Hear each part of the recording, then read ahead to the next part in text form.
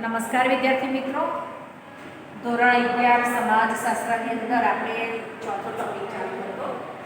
આ ટોપિકનો આજે આપણે અંત આવશે કેમ કે ઘણો લાંબો ટોપિક હતો. છેલ્લા ઘણી વિડીયોથી આપણે ચાલુ છે. ધોરણ 11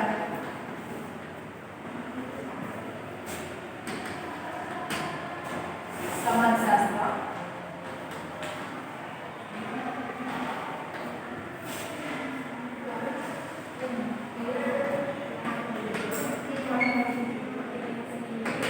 ચેપ્ટર 4 સામાજિક પ્રક્રિયાઓ અને સામાજિક પરિવર્તન.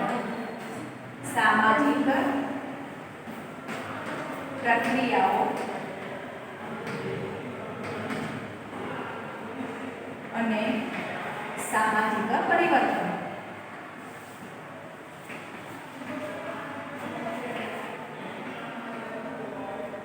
જો વિદ્યાર્થી મિત્રો, આ ટોપિકની અંદર આપણે સામાજિક પ્રક્રિયા એટલે શું એ સમજી ગયા.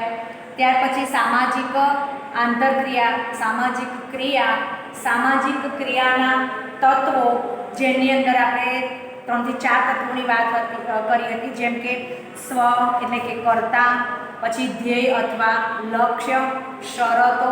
શરતોની અંદર 3 પ્રકારની શરતો. તો કઈ શેની કારણે ઉદ્ભવે છે? તો કર્તાની શારીરિક શક્તિ, ત્યાર પછી હતું ભૌગોલિક પર્યાવરણ અને સામાજિક પર્યાવરણ. ચોથું હતું સાધનો એટલે કે માધ્યમો. આની વાત આપણે કરી ચૂક્યા છે. ત્યાર પછી આપણે સામાજિક આંતરક્રિયા, બરાબર, કે આંતરક્રિયાના પ્રકારો, આંતરક્રિયાના લક્ષણો. તો આંતરક્રિયાના લક્ષણોમાં આપણે 3 લક્ષણો જોઈ ગયા: 2 કે 2થી વધુ પક્ષ, માધ્યમ અને પારસ્પરિક અસર. આ 3 લક્ષણોની વાત કરી. ત્યાર પછી એના પ્રકારો તો મુખ્ય 3 પ્રકાર હતા: સ્પર્ધા, સંઘર્ષ અને સહકાર. આ 3 પ્રકારના પાછા પેટા પ્રકારો આપણે જોઈ ગયા કે પ્રત્યક્ષ સંઘર્ષ અને પરોક્ષ સંઘર્ષ. તેવી જ રીતે પ્રત્યક્ષ સ્પર્ધા અને પરોક્ષ સ્પર્ધા. અને સહકારમાં પણ પ્રત્યક્ષ સહકાર અને પરોક્ષ સહકાર. એની અંદર જે સંઘર્ષ છે એ સંઘર્ષની અંદર પાછા આંશિક સંઘર્ષ અને સંપૂર્ણ સંઘર્ષ, વ્યક્તિગત સંઘર્ષ અને જૂથ સંઘર્ષ, બરાબર, આંતરિક સંઘર્ષ અને બાહ્ય સંઘર્ષ. આની વાત આપણે કરી ચૂક્યા. ત્યાર પછીનો આપણે મુદ્દો જોઈ ગયા હતા સામાજિક પરિવર્તન. તો સામાજિક પરિવર્તનની અંદર પણ આપણે એના જે કંઈ લક્ષણો હતા એની વાત કરી.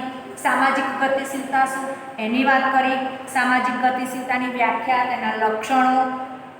લક્ષણોની અંદર તો સૌથી 3 લક્ષણો હતા: સાર્વત્રિકતા છે, માત્રામાં તફાવત છે અને દરજામાં બદલાવ સૂચવતી પ્રક્રિયા. આ 3 તેના મુખ્ય લક્ષણો હતા સામાજિક ગતિશીલતાના.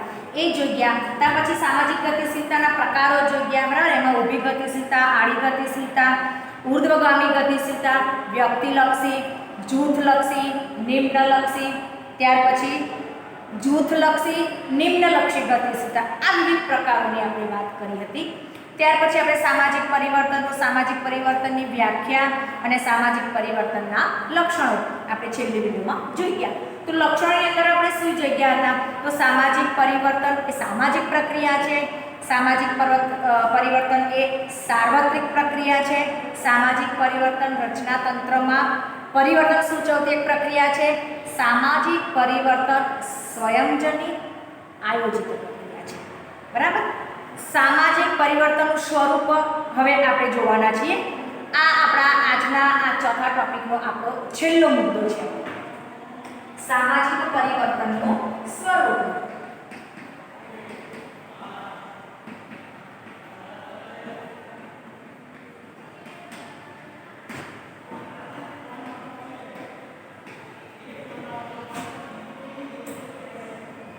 એની અંદર આપણે જોઈએ તો સામાજિક પરિવર્તનનું સ્વરૂપ, એમાં મુખ્ય 3 સ્વરૂપો છે. પહેલું છે ઉત્ક્રાંતિ સ્વરૂપ, રેખીય પરિવર્તન. ઉત્ક્રાંતિ સ્વરૂપનું રેખીય પરિવર્તન. ઉત્ક્રાંતિ સ્વરૂપનું રેખીય પરિવર્તન. ત્યાર પછીનો મુદ્દો છે આપણો બીજું છે આરોહ અવરોહ પરિવર્તન. આરોહ અવરોહ સ્વરૂપનું પરિવર્તન,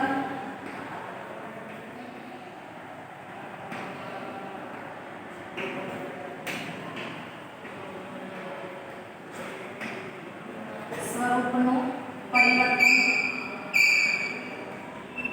અને ત્રીજો છે ચક્રીય સ્વરૂપનું પરિવર્તન.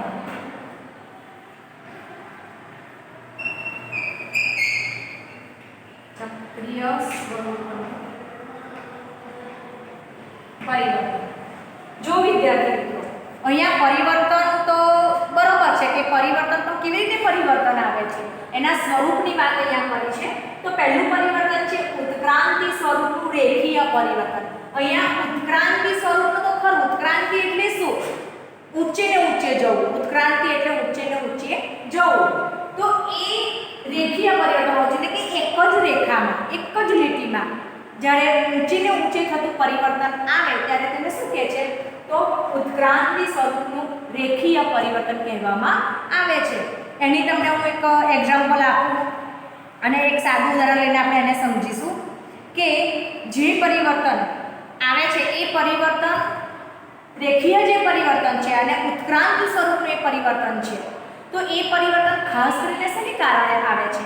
તો જોઈએ તો વૈજ્ઞાનિક જે યાંત્રિક જે ટેકનોલોજી છે એટલે કે યાંત્રિક વૈજ્ઞાનિક વિકાસને કારણે આ પરિવર્તન જોવા મળે છે.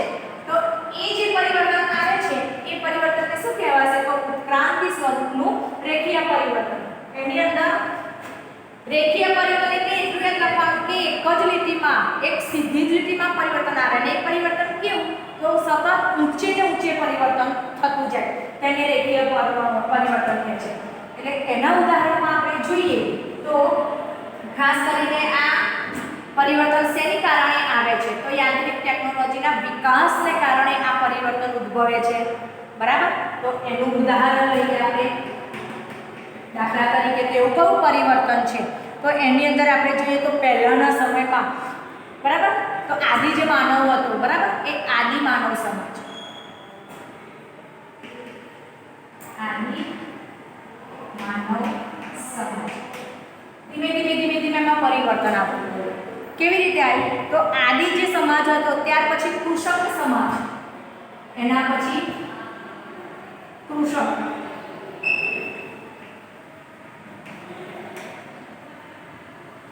બરાબર, ખેતી કરતો સમાજ જે બન્યો તે. ત્યાર પછી કૃષક પછી કયો સમાજ બન્યો? તો ઔદ્યોગિક સમાજ.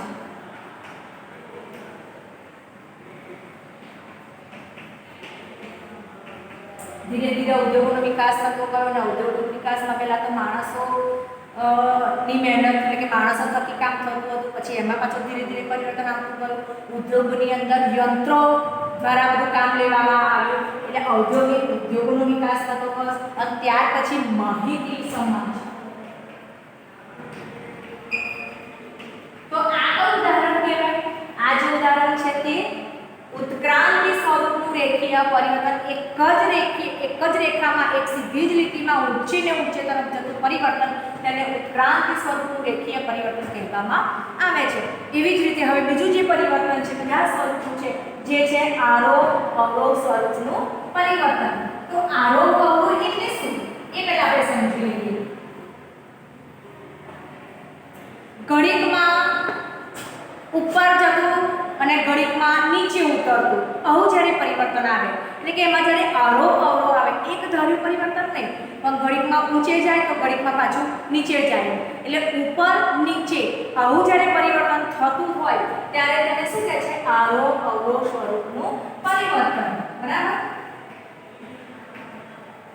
ઉપર નીચે થતું પરિવર્તન. આમાં શું લખીશું? પહેલામાં સતત ઊંચે ને ઊંચે થતું પરિવર્તન.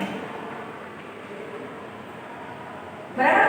હવે ઉત્ક્રાંતિ સ્વરૂપના પરિવર્તનમાં સતત ઊંચે ને ઊંચે જ જાય પરિવર્તન. આરોહ અવરોહ પરિવર્તનમાં ઘડીક ઉપર પરિવર્તન તો ઘડીકમાં પાછું નીચે પરિવર્તન થતું જાય એટલે એમાં આરોહ અવરોહ સતત આવતો હોય છે એટલે એને શું કહે છે? આરોહ અવરોહનું પરિવર્તન.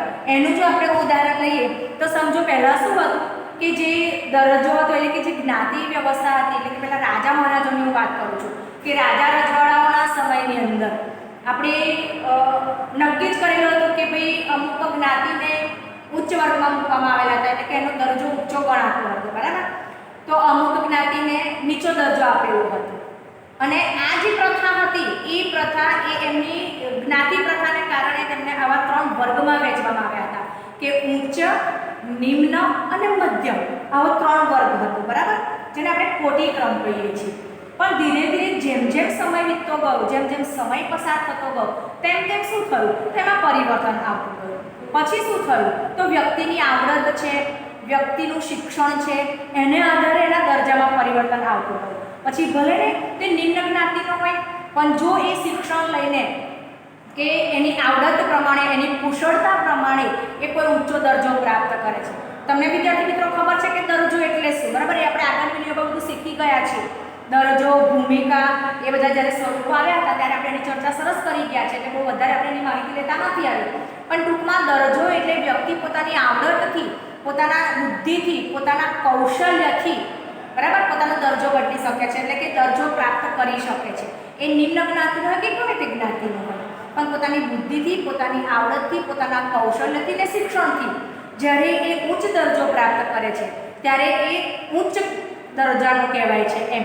એટલે આ જે પરિવર્તન આવ્યું, પહેલાં શું હતું તો અમુકને જે ઉચ્ચ વર્ગમાં મૂકવામાં આવ્યા હતા, અમુકને નિમ્ન વર્ગમાં, એમના કામને આધારે, કાર્યને આધારે, પછી એ પ્રમાણે પાછા કાર્ય વહેંચણી થતી હતી કે ભાઈ હું ઉચ્ચ વર્ગના હોય તેમને કયા કાર્ય સોંપવામાં આવે છે, નિમ્ન વર્ગના જેમને કયા કાર્ય કરવાના હોય છે, એ સમાજના કાર્યો હોય કે એક જે કાર્ય હોય.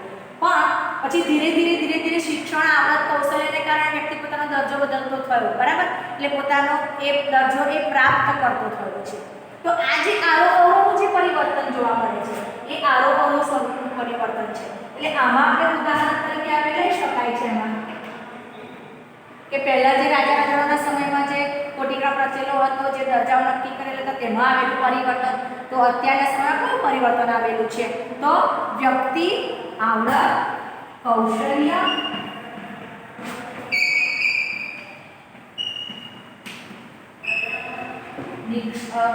શિક્ષણથી દરજ્જો મેળવે છે.